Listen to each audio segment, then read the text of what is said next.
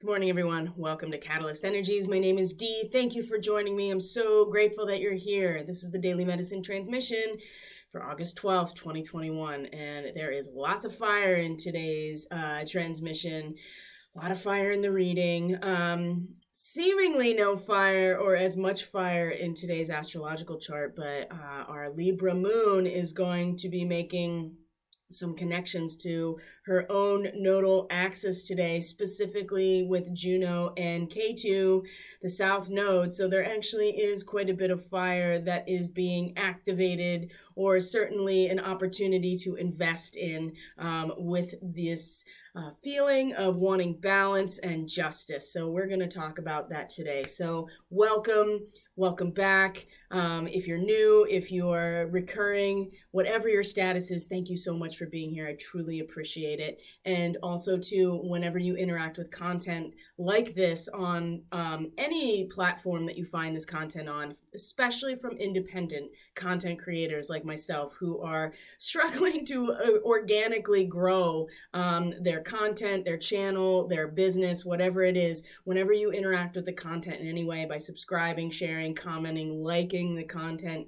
interacting in some way, it actually does trigger the AI to spread this message to a larger audience, to suggest it in their feeds. And so any interaction that you have with this content, if you find it inspiring or helpful, is going to support the possible dissemination to other people who might also find it helpful and supportive. So welcome, and let's get into the reading for today. So it's really a struggle right now, my friends. I'm not gonna lie. So I'm posting, of course, I'm tracking my progress with my daily attunements on my 21-day commitment to metamorphosis that is going to take me at least up to a full moon in Aquarius. If you remember, our last full moon was also in Aquarius. There is a tremendous amount of cyclical coming to an end, a cycle coming to completion, cyclical completion that we're experiencing during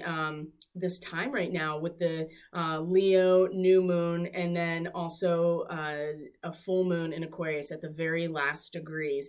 So Mercury also has moved into Virgo today, so you may have noticed the uptick in the mental analytics, right? The crunching of numbers, the organizing, the details, putting things where they belong, being very hyper fixated on the details, discernment, discrimination. But the thing about Virgo, it is mutable and it is earth. And so there's a sense of intuition that we can tap into. But this is the home territory, or one of them, of Mercury. And so now that Mercury's in the sign of its rulership, of its co-rulership, right? We're going to start really crunching the numbers, and our mental focus and the action of our mind is certainly going to be much more in the details, in the medium of our growth and the medium of who we are, right? Our physical reality is in fact mutable and changeable, and that's what Virgo allows for, to really discipline ourselves and to reconstitute ourselves. So the mind is going to start really hashing a lot of this stuff out, and will do so as Mercury moves through Virgo. And I felt it. I was up 4:30 this morning, just wide awake, and it's not always the best thing when Mercury is in this state. It's powerful, right? This is home territory, loves doing the analysis. But if other things are not balanced within us, this analysis just turns into a consistent monkey mind swirling around, just trying to have any amount of control over our environment as we can. And we will start really, gnashing, right? Really being detail oriented, really picky, really potentially anal, and getting into these control mechanisms. So it's important to realize that as powerful as Mercury is in this position, it really does depend on a lot of other factors if we want to harness this incredible analytical power. And there's a lot to analyze. There's certainly a lot to analyze right now in our current reality. And so It's just something to keep in mind. And the moon is in Libra, another air sign today, cardinal air. We really are feeling around and feeling out for balance, fairness, justice. The form of balance in our relationships is going to be very close to how we feel today and what we're looking for. Venus also, that was yesterday. Sorry. But Venus is going to be in opposition to Pallas Athena. So the goddess asteroids are coming into the frame here. We're going to see that Mars is in a square to Juno. And again, here comes that fire again. Mars is also in Virgo in a square, mutable square with Juno, who is in conjunction with Antares, right? The heart of the Scorpion, the fire of God, Archangel Uriel is where Juno is still sitting. K2 is not far behind. So there is a lot of fire, deep alchemical fire that is being brought to the surface as well today. And as we work with the lunar nodal axis, every time, right, it's an endless opposition, a back and forth, a seesaw effect, and we have to find our fulcrum in the middle.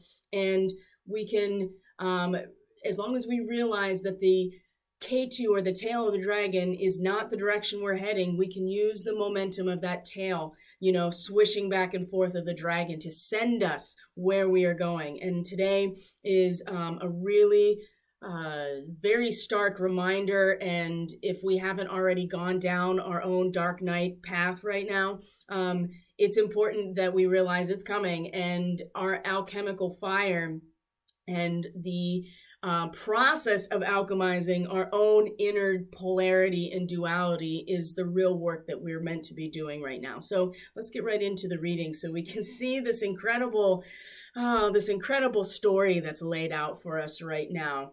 I hope everyone is doing well, taking very good care of themselves. Man, every time I talk to somebody, it is just like they are expressing how hard and dark and heavy. Anybody who's sensitive, anybody who identifies as an empath, anybody who is an intuitive, right? Anybody who aligns with this and is really feeling into the energetics right now and trying to stay in their center as much as possible. And I've been tracking this in my own process, so you can check that out on social media.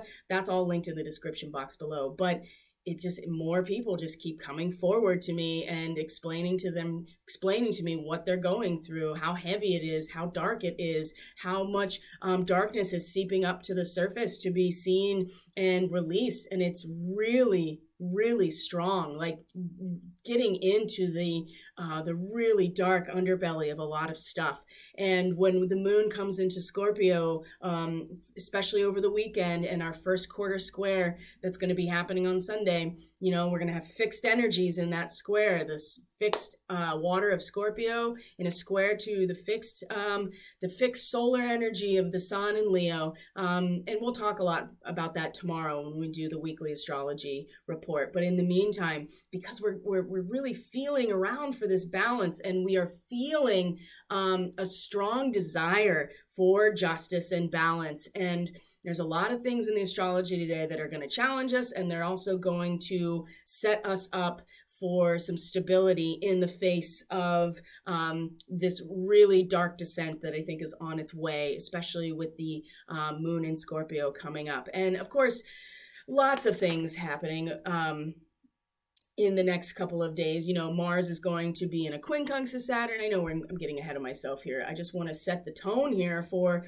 what to expect as we are moving through this time. And we have the sun that's going to be in a quincunx to Neptune. I've talked about these quincunxes. This is all in your study guide too. This is not new information. If you're looking at that study guide and actually following along and using it for its intended purpose, right, is a study guide. We're going to have Mercury also square the lunar nodal axis when on the day of the first quarter square. So again, there's going to be a lot of challenges, and we've talked about this. The moon has passed this point, Mars just passed this point, and soon Mercury is going in its home territory is going to pass this point. And so we're going to especially because the North Node is in Gemini. So there's going to be, in some ways, there's going to be a friction between the mutable air energy of Gemini and the mutable earth energy of Virgo, and where Mercury is going to be able to simultaneously exist in both of these realms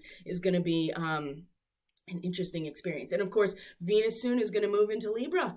Venus is going to be in her home sign of Libra. Mercury's in his home sign, or their home sign of Virgo as well. And, Venus also, this has been coming through very strongly for me, and I'm curious to know how other people, especially if you're really into astrology, how this is, if you have these same type of connections here. But, Mercury has this non-binary thing going on in terms of the spectrum. It's not even non-binary, it's just that it fulfills the whole spectrum. So the masculine component of Mercury is Gemini, the feminine component of Mercury is Virgo, and the same goes for Venus. The feminine aspect of Venus is Taurus, right? The great mother, fertility, fertility and abundance and the sensitivity to the natural world. But Venus also rules Libra, an air sign, a distinctly masculine sign because it's an air sign. And what is the masculine pole of Venus? Well, I would argue that it's Prometheus, right? And so this has been coming through very strongly. This is something, and Prometheus is said to, and from a mythological context, is said to have come from Venus, right? That Prometheus is very Venusian. And if you really want to start unpacking this with the bringer of fire to humanity and how Prometheus was punished by Zeus as a result of that because they didn't want the humans having access to this. And also, too, that he comes from Venus. Prometheus comes from Venus. Perhaps the morning star. We know who the morning star is, the bringer of light. Oh, there's so much going on in all of this, but just keep in mind that Venus will be in her power when she comes into Libra. Mercury's going to be in its power when it comes into Virgo, and this is going to be interesting. And this is coming at the, by early next week, we're going to see this going down. So, and that means Mercury is also going to meet Mars very soon. Oh boy. So there's so much going on. We'll talk about it for the astrology of the week tomorrow when we get into it. But for now, let's get into the reading as I promised. I'm sorry. I get long-winded. I am a talker. Oh, it used to be so much worse when I was a child. I couldn't, just drove my parents insane. Oh, wow. And that's, it is what it is. This is why I do these lives every day, because I need a platform in order to, and writing. Oh my gosh, writing is really where I shine the most. But sometimes you have to give yourself sometimes you really have to, at least for me, writing and editing, it can be a process that never ends, especially if you have a lot of the Virgo perfectionism embedded in your chart. And I do have a lot of Virgo in my chart. And so the perfectionism really comes to the surface, especially with Saturn involved. It's just kind of like, no, it has to be this way. And so going live really keeps me accountable to being present and not, sabotaging myself by not going, by not making a decision. Sometimes you just have to go live and accept it for what it is. And I will say that in the last 2 years, that it has been a slow but steady increase in comfortability and skill level in terms of being able to transmit live without getting caught in, fear of being wrong or being ridiculed or any of that stuff. Now is the time for all of us to stand in our power and to make our voices heard at the pinnacle of who we are and what we stand for. And that actually had a lot to do with the new moon cycle that we're currently in. All of these individuals coming together in this ideal setting of togetherness, each giving the full resonance of who they are into a harmonizing, beautiful type of song, right? So anyway, I digress. Let's get into this reading. So we see here, oh boy, our tower moment is this effect here. Lots of fire along this horizon here. The Knight of Swords, even though it is the swords and the mental element, we are looking at the Knight. So there's the fire there. The Queen of Wands, right? She's the queen, so she's got a emotional water element, but it's still the wands, it's fire. And then of course we just have the unadulterated Mars-initiated tower moment that is absolutely reversed. And like I said, many people are already going through this process, but this says to me that there's going to be a much larger descent into this destructive pattern. And oftentimes when the tower is reversed, there's resistance to what we can get out of it. But in this sense too, and of course that's really going to be a big part of it. is there will be resistance, right? Some people put their heads in the sand, which inadvertently leaves their asses exposed up in the air. Some people will do whatever they need to do to dissociate. I've talked about that in my updates with my 21 days of attunements, because it's coming up really strong to bypass through dissociation, through addictions, escapism, the darkness, right?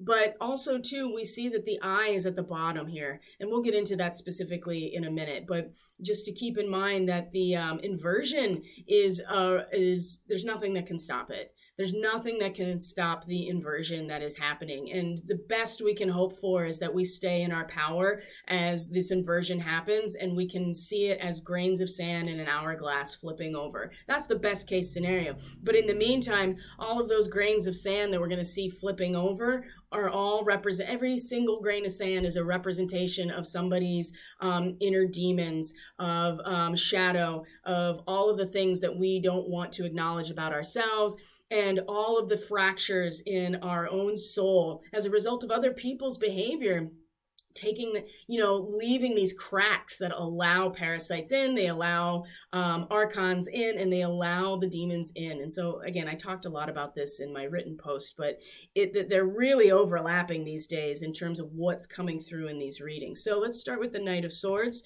just to see what our causal factor is in all of this. And this came up very recently. So this is not a new energy. This is the storm of the mind, right? And with Mercury coming into Virgo, it can really help ground this into something that is considerably more embedded in our own medium of growth and really working with it. Because this Knight of Swords, right, is the storm of the mind. This is an excellent warrior in logical excursions, right? You can see it all right here in front of you. So this individual, because we are talking about individuals, either us or other people when we have these court cards, is a very keen observer and skillful trickster, right? This is a knight. This is a warrior.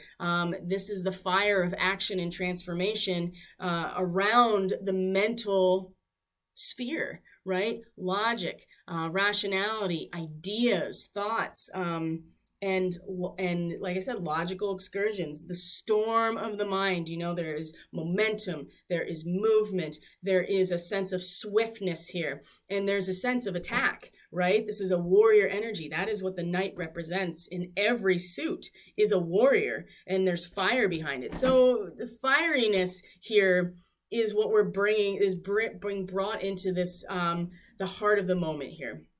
And so many of us have been, I was up at 4:30, and it was, I'm sure you can imagine, many people are kept up at night by their own worry and concern and these types of energies that are not channeled appropriately. And sometimes, no matter what you do, you're just going to have to accept and hold space for these processes unfolding so you can see them for what they are and learn how to manage them in a spiritually and energetically masterful way. So, but the Knight of Swords, the causal factor here, like all of these incredible mental trajectories here, all of these concepts, and really getting it. I mean, this is kind of like the Orions in some ways, Orion starseeds, because they are not only able to be keen observers and skillful tricksters. There's no emotion involved in this process, right? This is the fire and air, the storm of the mind. And what happens to hot air? It rises. So there's also this, you can even see in the imagery here that this individual on their horse is flying above everything. And so it's really easy to take that perspective above everything and kind of have this sense of warrior nature when it's not grounded, or there's no flow of emotions to balance it out, okay? So this is our causal factor. Each of us kind of handling this or embodying this in our own way coming in. And there's a lot to be, kind of like worked up about. There's a lot to... there is a lot to think about, and there's certainly a lot of ideas that we can use as weaponry, right? And that's not necessarily a bad thing. This is just showing us where we're coming from when we face here the moment. And the moment has a completely different energy, but still a court card, which is this Queen of Wands, right? This is, the water and the fire. Oh, hello, kitty. The water and the fire. This is a badass sorceress. Look at her. She's got the pineal gland on top of her staff, the rays of sun and fire coming out of her head. Even her hair looks like a cascading of flames, and flames just shooting up from below as well. She's got this really intimate connection with this predatory cat, right? This large feline, a leopard, I guess, or a cheetah. Either way, is a predatory, very swift animal that she has this very intimate connection. She's not necessarily controlling it's not control through domination. It's through mutual respect and a connection. And this is the heart of the matter, right? This is the axis point between our energetic polarity and what we're experiencing outside of us in the moment. So we have this motion, transformation, independence, and honor. These are all the light ends, right? The positive aspects of this person. So sure of herself. She has spiritual vision. She's towering, right? There's passion here.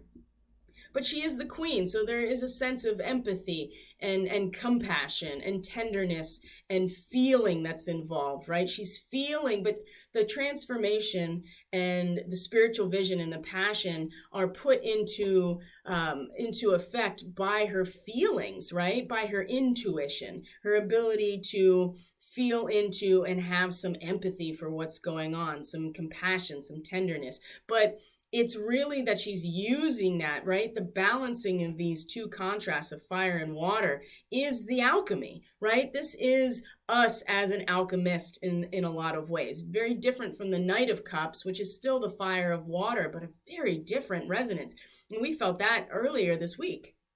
The giving, and just yesterday, in fact, the giving of ourselves, our heart is a stargate, and we have to be very mindful about how it is being utilized and who is using it and for what purposes, because either way you look at it, it is going to be an open portal. So here at the heart is us as this very passionate, very powerful sorcerer, basically. I mean, take that as you will. It doesn't have to be literal. It's meant to show our role as inner alchemist, right? And so the dark side of this, especially with the storm of the mind, right? The Knight of Swords, the Queen of Wands. The dark side of this is that it can be hot and revengeful. And this is going to come up again as we talk about the Libra and astrology. Hot and revengeful fury, right? Revenge is a dish best served cold, right? It's best not to get hot and bothered when you want revenge, because that's when you make mistakes, and you shouldn't even be giving, we're not Klingons. So I think that that's something to keep in mind as well.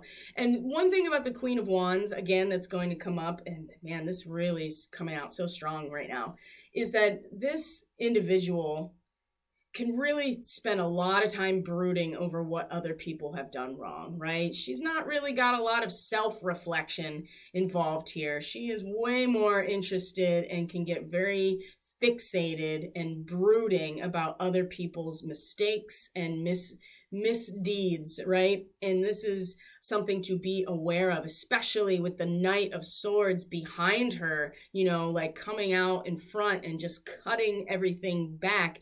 And then she arrives and she's ready to enact some sort of judgment if she is triggered as such. Okay, so this is the heart of the matter, and we really have a choice right now of how we're going to go about this, and how we are going to embody this energy right now, because how we do that is going to have an impact on how we interact with this reversal of the tower, right? We can either blind destruction that is based in revenge, and a really flared temper and really judgmental, or we can embody this as a sovereign, independent, and transformative energy within ourselves. And even though we're going to see this tower moment regardless, and it's going to be inverted regardless, how we manage this, how we are able to hold space for it is going to it's going to depend a lot on what's going on in this space here,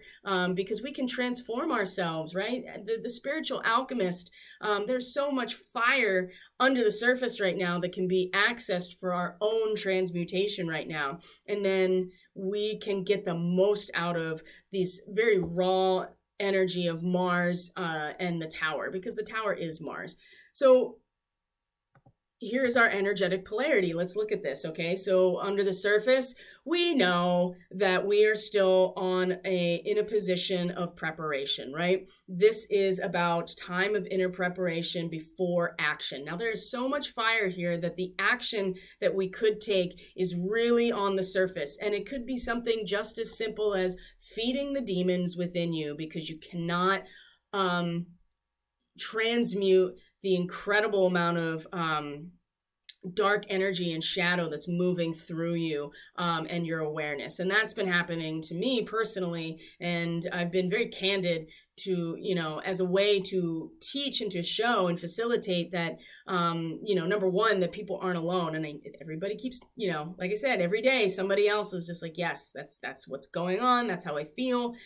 So we know deep down, and if we really want to tap into our personal power, this is a great place to do it, is that we are reaching within to find our power, purpose, and direction, okay? There is a time to act. It is coming. That is absolutely the case. And we talked about this yesterday. The time is coming, but it's all about divine timing. And you don't want to waste your energy acting when it's not the appropriate time to act, right? You want to prepare. You want to have all of your resources put where they need to be. Oh, that sounds like Virgo, doesn't it? Making sure that, your root system is secure, so that when it's time for the root system to not only stabilize you, but also to utilize what's in your environment to, reconstitute your very character, right? That sixth house of Virgo energy, that we are already prepared because we allowed ourselves to root into this space. So this is a time of inner preparation before action, and we have to reach within. And so the time is coming. And when it's here, your strength is going to be absolute if you allow yourself to plug in and root yourself into this place, okay? And there are some things coming up here that are pointing to where we may have some difficulty, and what we can also tap into in a very real way, and utilizing the messages from the animals to show us, how we, practical things we can do in order to take this opportunity to really stabilize ourselves and pull our personal power from this space. And that is really counterintuitive to all of this fire that's on the outside. It's counterintuitive to a lot of people that are feeling the need to start organizing, to get more active, to get more politically active, socially active, people who are getting kind of worked up as they see here that things that had been thought to be totally insane a year and a half ago are now coming to be created. And that's going to also elicit a certain response in people of fear, right? Of fear and concern and worry, and everybody's going to respond differently to it, just like I said.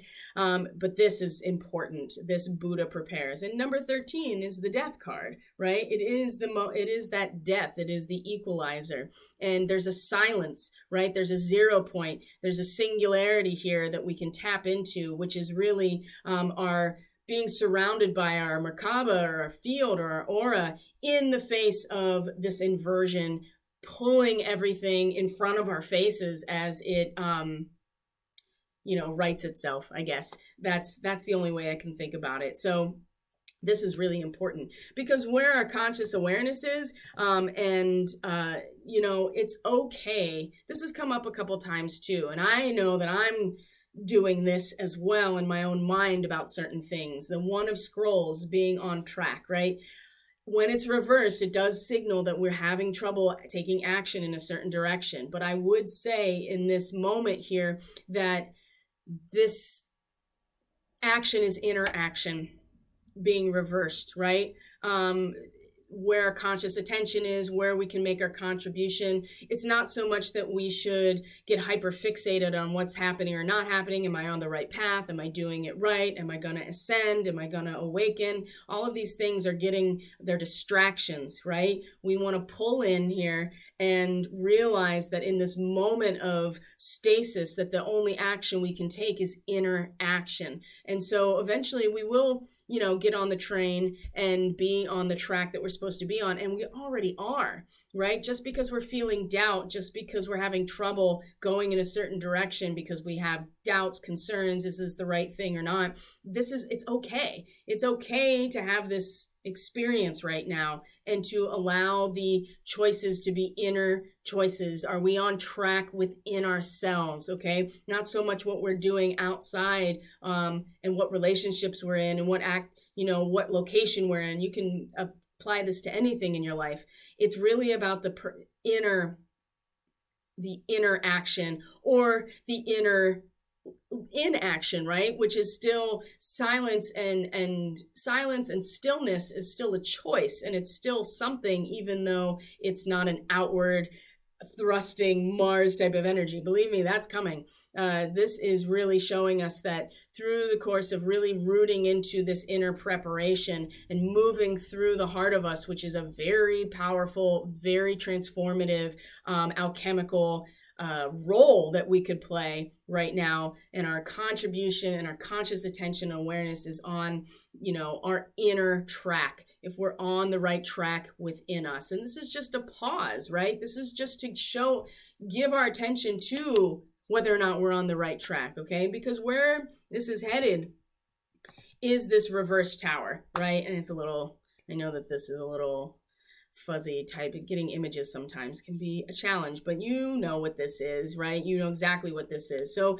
when it's reversed, you can see here that the eye is at the bottom, right? That we have to look into our soul. We have to do this inner shadow work here, and maybe the destruction, this destruction of old values, right? We talked about this. 16 is 7 when you break it down, right? The divine number, the alchemical process, the divine intervention that comes from the fall, right? The fall of the tower, right? The tower gets too tall, it doesn't have a strong foundation, and it falls over on its own. And it's destruction, but it's destruction of old values to pave the way for what is new to come in. Sudden realizations that may crush your view of the whole world. There's many people that are going to start having this experience, if not already. And it gives us the will to change when all of the flimsy aspects, especially where Pluto is in Capricorn, all of these flimsy aspects are going to fall away, and we're going to have to see things for what they are. But it's a gift. The fact that it's reversed signals to me, at least, that not everybody's going to see it this way, and the real destruction is going to be an inner destruction, right? We're going to have to start looking at ourselves from an inner view and assess what is going on there, and accept that there may be sudden realizations, destruction, in order to allow for this new viewpoint within ourselves to step forward. So sometimes too, the resisting of the change, like I said, putting the eye is on the bottom. So in some ways, this is just people, again, putting their head in the sand, pretending it doesn't exist, not doing the work on themselves, and just externalizing all of their pain and trauma and shadow to an avatar outside of them. Essentially creating it because of there's so much energy behind it. And it also is forcing the fall of the tower, right? And the blind destruction that results when we don't actually learn anything. So there's a lot of ways this can go, but it does appear here that there's a lot of fire, that we get a choice of how to use it. And our best stabilizing point right now is to do this inner work, this inner preparation, to find our still point, to find that place within us that everything outside of us could be in fact falling apart, but we're in our zone, right? We're in our center, and we are an observer. That doesn't mean we don't stand up for ourselves. That doesn't mean that we just let people take over. But it does mean that we have to be willing to do the work on the inside, so that when it all falls apart on the outside, we are ready to hold space for that and be a lighthouse for those who are the subsequent waves, second and third waves of awakening. So first wavers are literally pre-waving this right now, because when the second wave comes, it's like the sloshback is so much more destructive than the initial, think about it.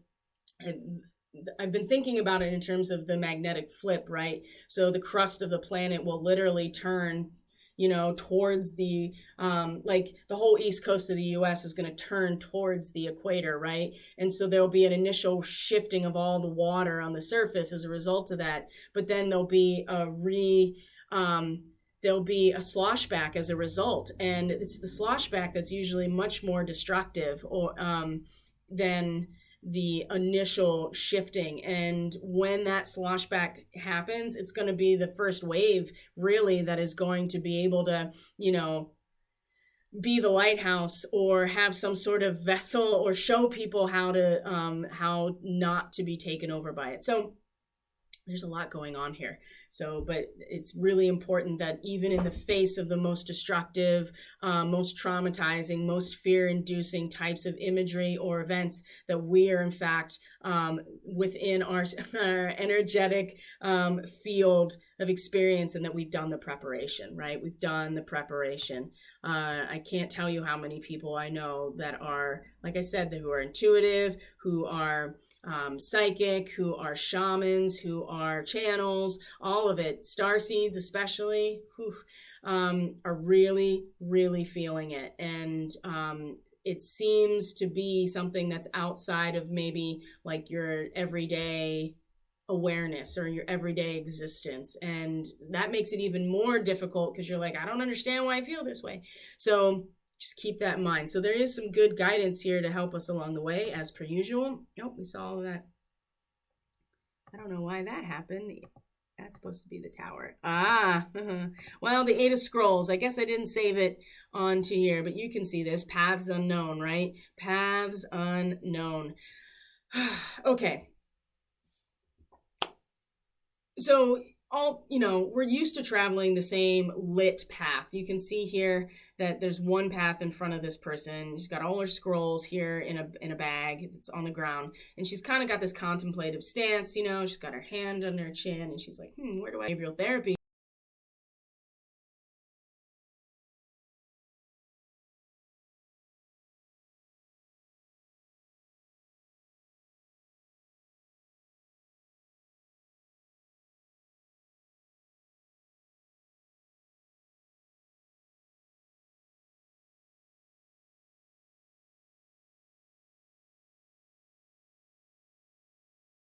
Because you are literally changing your cognition based on changing your behavior. So part of that is maybe making a choice to go down an unseen or untraveled path. So staying in the safe route means you don't catch the unseen opportunities. Now, the tower is going to potentially make this irrelevant to a certain degree.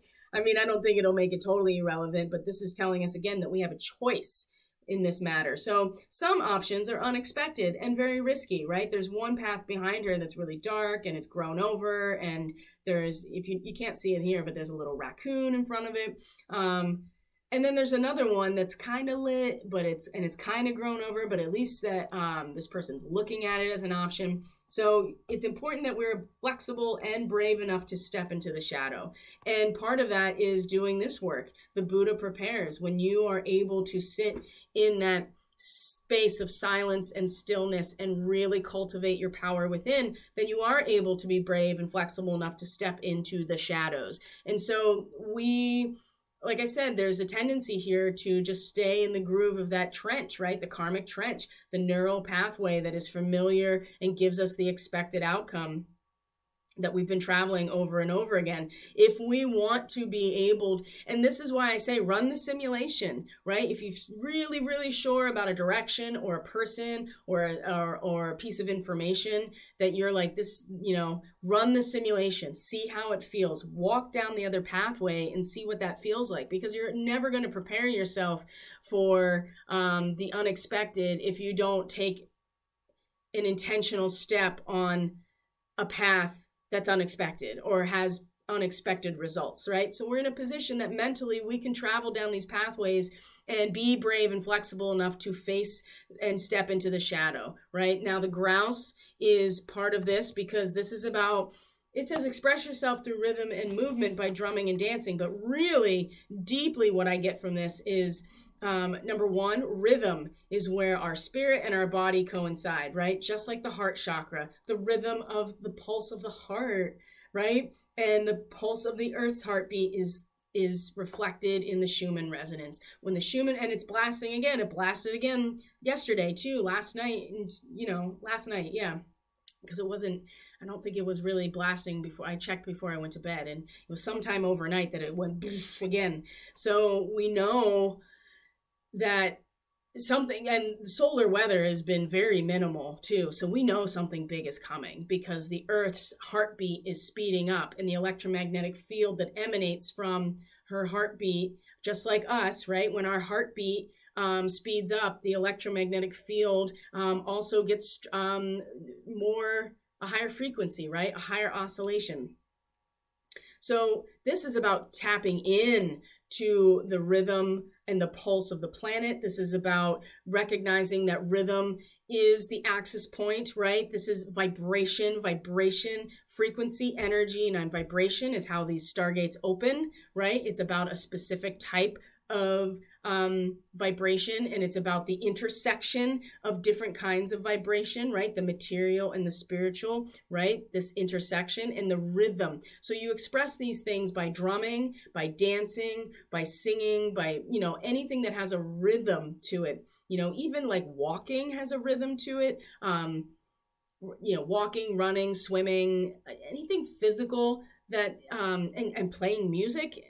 All of these things have the rhythm, but also too, just getting right into tapping into the planet herself, because her rhythm is the first thing, right? It goes back to the original rhythm of the mother, right? The original rhythm of us when we were in the womb was the heartbeat of the mother. And so we can tap into this again. And when we can do this, it allows us to strengthen that field again, find that axis point, open that Stargate portal that is our heart, and tap into the Stargate portal that is the Earth's heart. And this is going to allow us to have the bravery to go down the paths unknown, right? To step into the shadow without being consumed or get lost or be afraid. And this is all part of this inner work, right? The inner preparation for what is coming. So at the top of our awareness, though, when it comes to on track or not on track, or assessing whether or not we're on track inside, right? The penguin is about emerging from a period of hardship and challenge, and realizing that it's giving us the courage, again, to stand during the current challenges, right? We've been in a dark place. You know what I mean? This is part of the experience that I had with the last 2 days of real PTSD from like surviving certain type of trauma, right? We've already been through the darkness and like experiencing it. And some people are still experiencing it. I'm not saying that like there's no darkness left. It's just becoming more obvious, but it's passing because it's literally passing before us as it's leaving, right? Or as it's inverting, right? It's inverting and then has to pass by our awareness. And so when we were in it, right? When we were fully in it and didn't have any choice in the matter, that helped to shape our character. Those experiences have shaped who we are. And so we can take those experiences, remember them, and utilize them in terms of getting on track within ourselves. So, And it says that, and the choices that we made in response to challenging situations in the past have led to the development of our character. And again, the Virgo energy, for as much as in a mundane way, is about service and being really tidy and hygienic and clean, and all of those things are really important to understand. It also really does reflect this very deep work that we all have to do in order to strengthen our character to be of service to the highest service, right? The highest service to humanity, to our relationships. And it's very, it is dark. You have to go under the surface. The hermit is often characterized with holding the lantern, but it also is characterized by being in the dark. It's because you've gone into the dark and faced your own shadow that you are able to hold the light for others. And this is the work that the first wavers and the starseeds are meant to be doing right now and have been doing for a long time. And now we're seeing why we've gone through all of these things in order to be a light for the collective experience of what's about to happen. And so along with that, of course, we have this penguin, and then we have the seven of forces. Speaking of balance, right? This is a very Libra type of energy. Look at it. It's literally scales right there. You have this circle that is the back of the chair, right? It kind of has this tree of life type of thing going on. It has the also kind of like a Piscean thing at the same time, but it represents that balance and that circular wheel here. The scales, you have the contracts, the scrolls. It's a big library. The door is open. Look at that. The door is open and the sun is just shining in. So this is about harmony, balance, justice in our lives. The seven of forces. There's that seven again. It's important that we're patient and we pay attention to details, right? Because our moon is in Libra right now. This is something that we are reaching for. We're feeling for it. We have a desire for this, right? And it's here. It's at hand. But we have to remember that justice and reciprocity are energetic, right? Everything is energetic. So we can't get caught up in what's happening outside of us to then feel better about what's going on inside of us. It has to start inside of us. And this is letting us know that it's here, it's at hand, especially with the moon in Libra, and that we've been through so many dark situations that we're now coming out of that are allowing us to hold this fire within us that will, in fact, be a balancing point.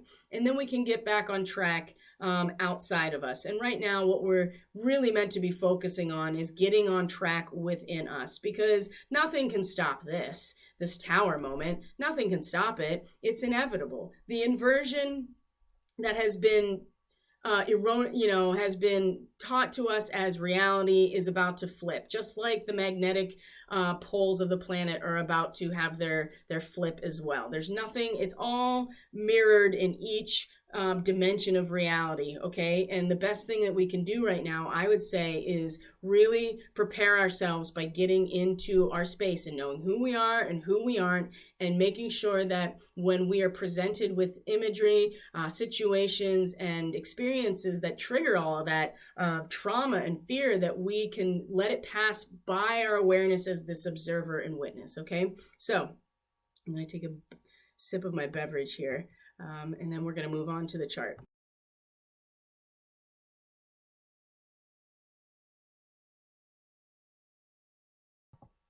All right, so I hope everybody's following along here. This is very intense, and I feel like I'm being very direct, but at the same time, this is really important. All right, there we go. So I'm going to do this real quick. Alrighty. So here's our chart for today. It is the 12th. Oh, what happened to my stream? Well, at least it says that the stream stopped, but I'm still recording. So I guess we're gonna just put the recording up and not have a stream. Wow, that is really interesting that happened. Yeah, it says it's over. Oh, that's so fascinating. I wonder why. I have no idea. Anyway, I'll just put the recording up. So that is definitely happening still. So if you got cut off after 40 minutes, which looks like it happened, I apologize, and I will make sure that there is a video posted on YouTube for this process. Hardly anybody's watching live anyway, but some people are, and I really apologize for that. So, all right, here we are. I'm glad I caught that. I would have never caught that had I not went over to the stream and checked it out. So I'm actually just going to close that entirely. All right, guys. So here's our chart for today. It is the 12th of August. There was so interesting what happened yesterday. We talked about Venus and Pluto and the flag at half mast, and how it was finding a lot of connection and structural foundation with where Pluto is. All of the things that our society that have been built up, traditions and artistic renditions, and all of these aspects that we have come to rely on are now going to be pulled away as within us as Pluto pulls the thread from within us, and we find ourselves very naked and raw in some ways, and having to find our it's going from the prayer mat and all of a sudden being on the bare floor in the convent. So, and that actually is very much the next degree in the retrograde, is the woman entering the convent in Capricorn. So even that's going to be pulled apart for us, and we're in territory we've never been in before. So as humanity, so this is exciting times, but also very, it's not for the weak at heart. That's for sure. So I'm gonna stop the stream too. Okay, so we're still recording though. All right, guys. So our moon is in Libra all day. So let's go back in the time machine here and start out with what's going on. So first, the moon was in a trine to her own nodal axis, right? As you can see here. So this was about the time that that's funny. That was about the time that I woke up for absolutely no reason, just wide awake this morning at like 4:30 or 5. So we see that the moon again is going to be in a trine to her own north node. That means a sextile or 60-degree angle to her own south node, as well as a sextile to Juno. Now, let's look at this, right? Because this is about a blazing fireplace in a deserted home. So here's more fire imagery for us. This Sabian symbol, 8 degrees Libra, is a blazing fireplace in a deserted home. This is the idea that no matter what happens, there is always this central point to come back to. And Vesta, asteroid Vesta, is the goddess that represents this flame that is our spiritual center, the spark of who we are, our soul, what allows for transmutation and personal spiritual alchemy, what holds the community together. The hearth flame is where you cook your food. It's how you stay warm. It's where the family or the community gathers around. And Vesta is the goddess, the patron goddess of this flame. And so she's also in Libra, and the moon is going to meet her today as well. But in the meantime, this blazing fireplace, right? This center point for no matter what, there's always this point that we can return back to. And the moon is allowing this connection here with the north node, right? The north node that represents what happens when there is a revolt against the privilege of one side becoming more inflated than the other. There always has to be a balance, right? And that's the thing about Gemini. If one side of the equation gets too much, there has to be a balancing point, right? Even if it's chaos, that is the precursor to finding the balance, right? Just like the sloshback, eventually there will be an equilibrium. But in the meantime, part of this process is the revolt that happens against those who have an inordinate amount of privilege as a result of utilizing their consciousness in order to do so, right? It's not so much that the development of consciousness, the light of that Gemini represents, right? The concept of the mind. It's not so much that in itself is the problem, which I think some people erroneously don't understand. don't understand it, right? And they get caught up in the imagery and the symbolism about Luciferianism and things like that. It's more that if you use this energy to gain over others, this is where the balancing point comes from. So we find this spark within us, this fireplace that, in a deserted home, like no matter what happens, the wayward consciousness can come back to this point and know that there is some spark of our soul here. And this is very much in balance and in this trine, right? You don't have to do much with this trine, this air trine, to where her north node is, right? Of Rahu.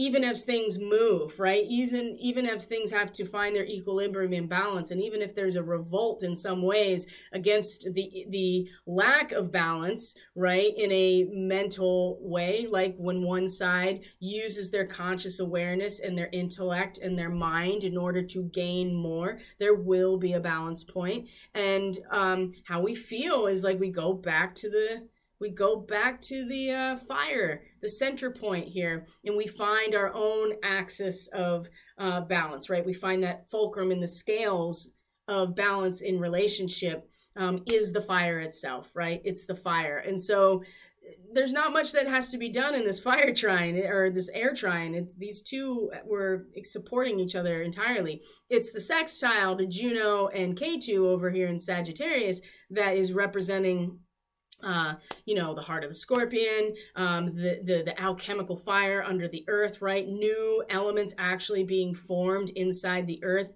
And it requires some patience on our part as these new elements are being created, right? It takes time, it takes energy, it takes the friction of the dualistic nature to create this fire. And so the sextile is this investment opportunity to where the South Node and Juno are. And so if we can invest this energy where we are with the moon in this moment here of finding the fire within us, right? The still point within us that we can always come back to no matter what's happening outside of us, we can really invest this and allow for the momentum of K2 to push us forward, right? And Juno too, asteroid Juno, she is about commitment and contractual obligations and betrayal, right?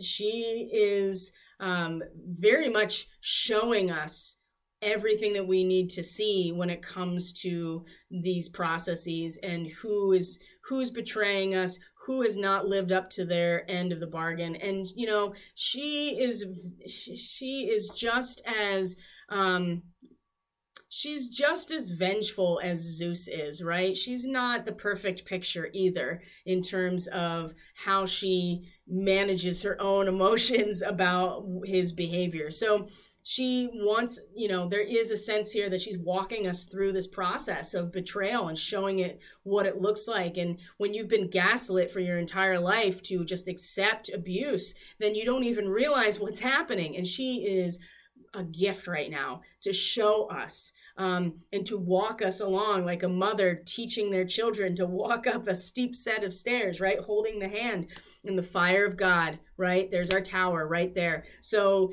even as things are burning down around us and the tower is causing destruction in our world, inside, outside, we have a feeling of this central point of alchemical fire that we can return to.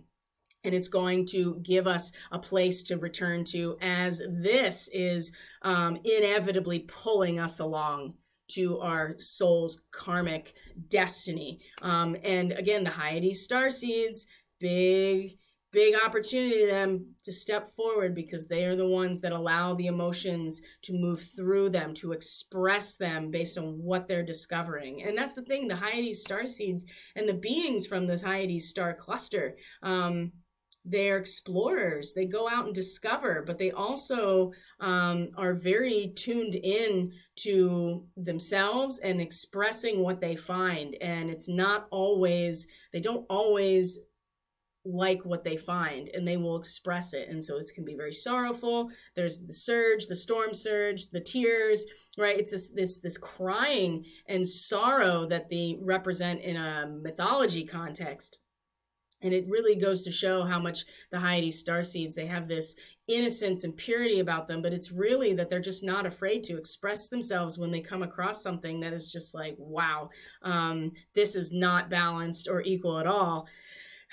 So there's a lot of things that can throw us off our center right now. And this is why many of us are going through these really dark nights of the soul on such a deep level, so as to prepare, right? To prepare for a much larger experience of this. So this is still, and then Mars is going to square Juno at the same time. We just talked about Juno. Mars is squaring Juno.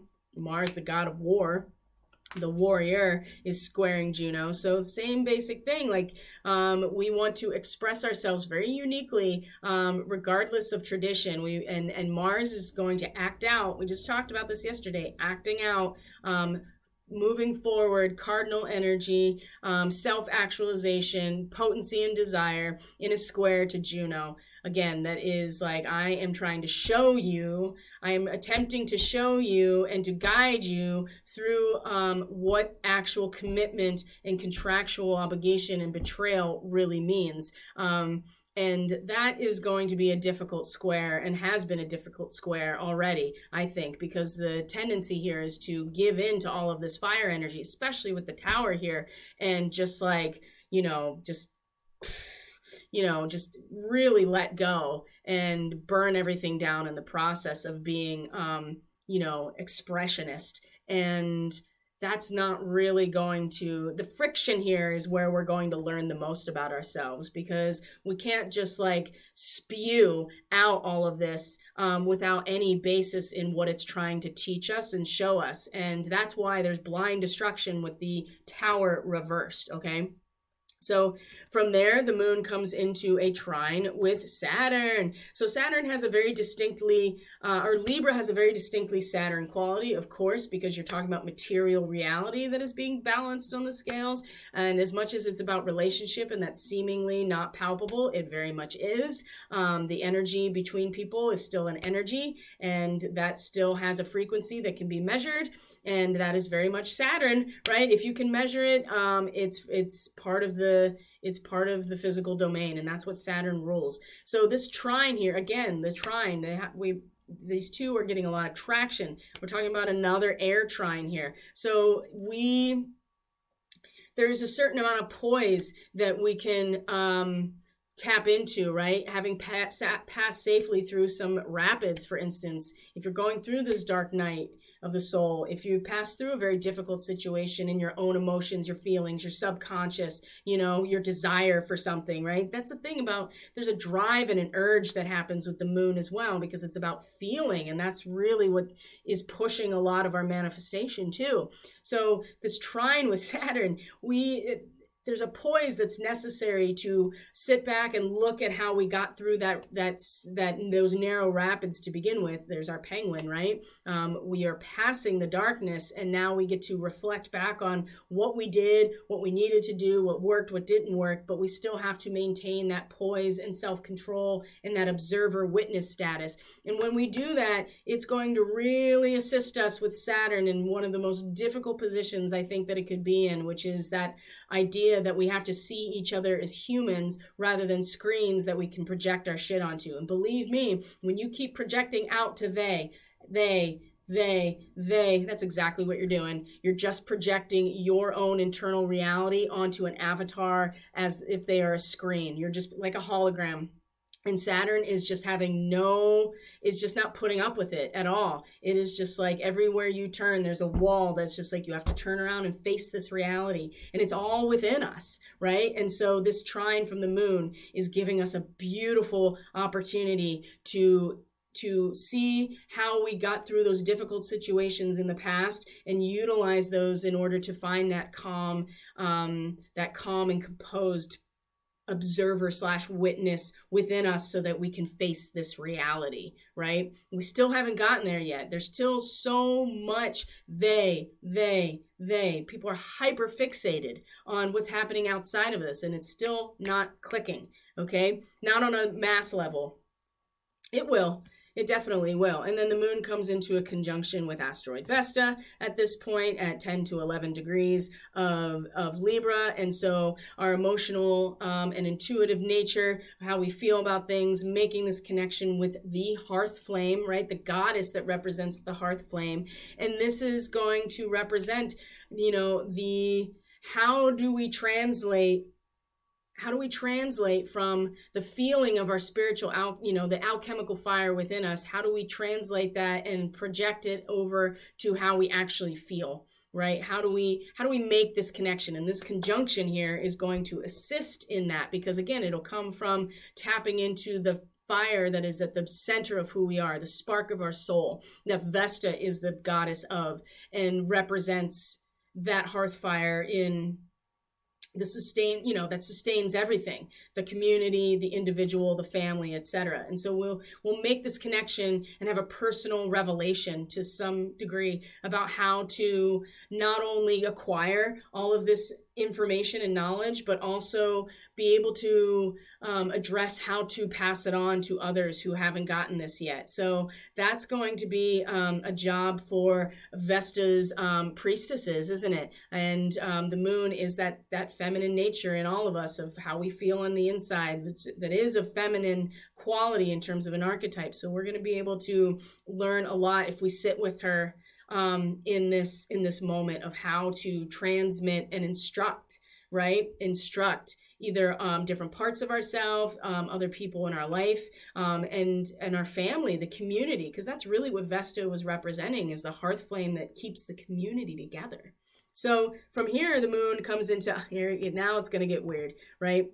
It's just going to keep getting weirder. The moon is going to come into an opposition with Chiron today as well. And for as much as the frustration keeps poking at that wound of victimhood, I want things to happen now. Everything that I know is potential within the seed point of who I am, the subjective I know is, but it's not here. And I want to try to change it. And I'm going to be frustrated because it's not.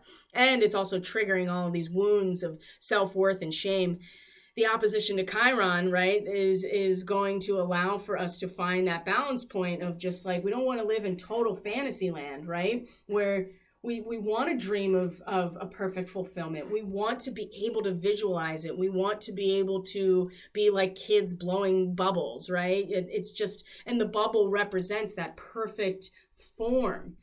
And the innocence of it and the playfulness of it. But we don't want to get so caught up in the fantasy that we're not dealing with the reality of where we could potentially go with all this. So this opposition with Chiron, again, is an opportunity to find that fulcrum point and that balance point between total triggering of our wounds and the victim savior model, right? The wounded healer, and also just, just to try to just go right into fantasy land. That's one way to bypass. So we have to find the midpoint. Again, we want to envision where we want to go. We want to live in the resonance of what that feels like, but we can't completely bypass what's actually happening in front of us, because otherwise we won't know what to do when the time comes to act. So this opposition is actually really helpful for that.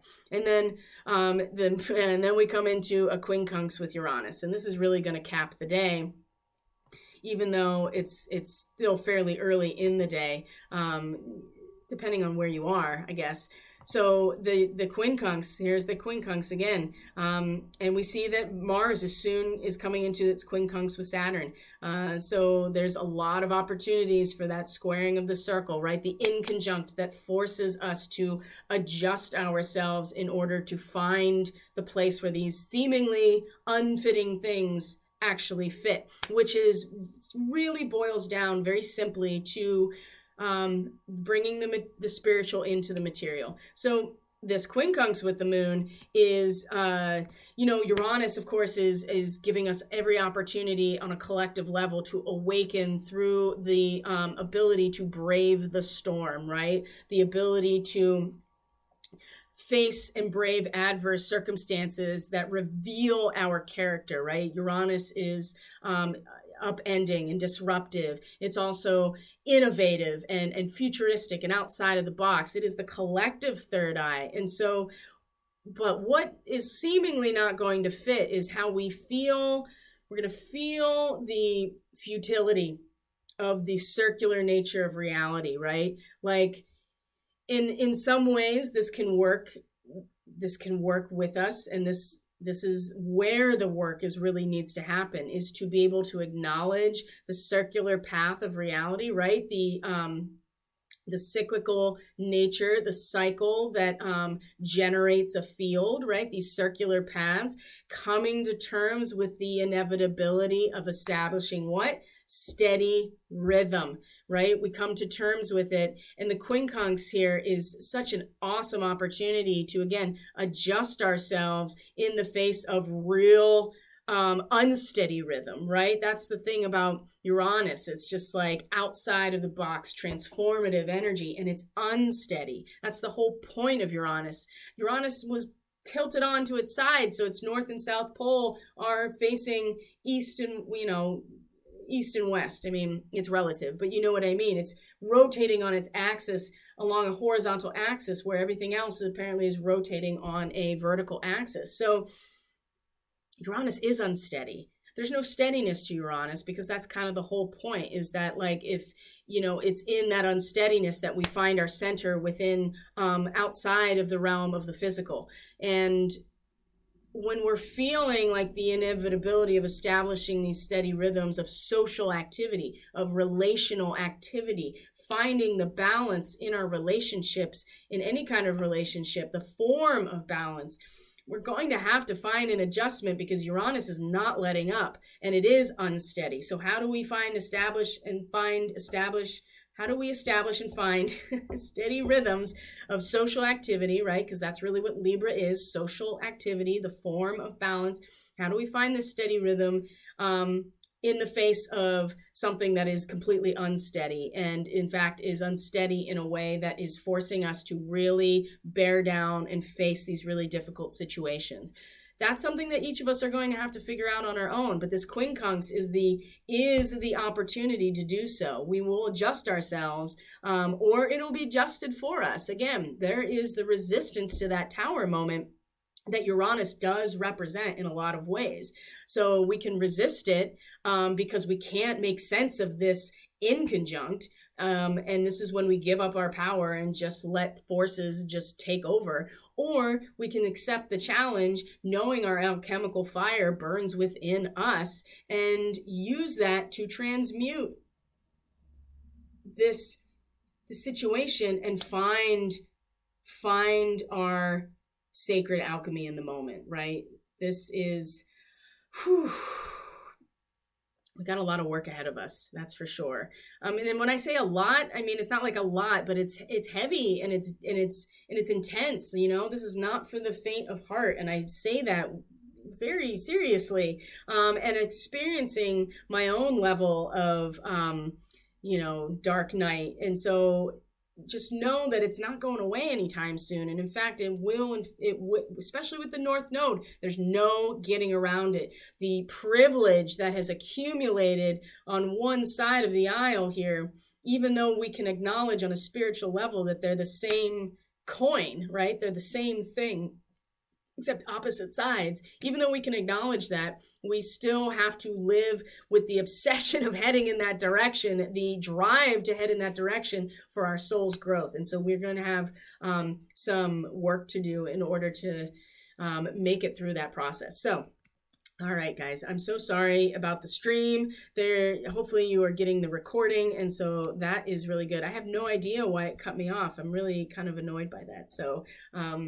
but it's not a big deal, because I only stream on YouTube, because, like I said, it keeps me honest, and it keeps me accountable, and it keeps me from using perfectionism as a way to bypass my standing in my sovereignty and my power. So, and my mission is to be here and to do this. So that's It is what it is. Anyway, so I'm going to leave it there. Thank you so much for being here. I truly appreciate each and every one of you. If you are interested in a reading, a starseed lineage, if you are interested in energetic support through Reiki, you can book through catalystenergies.net. That's in the description box below.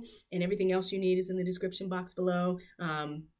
How to access BitChute, how to get on Telegram, how to get on Facebook, how to find me via email. All of those things are available to you. So thank you very much. I truly appreciate it. I love you guys. Take very good care of yourself. And we'll be together tomorrow for the astrology. Thanks. Bye.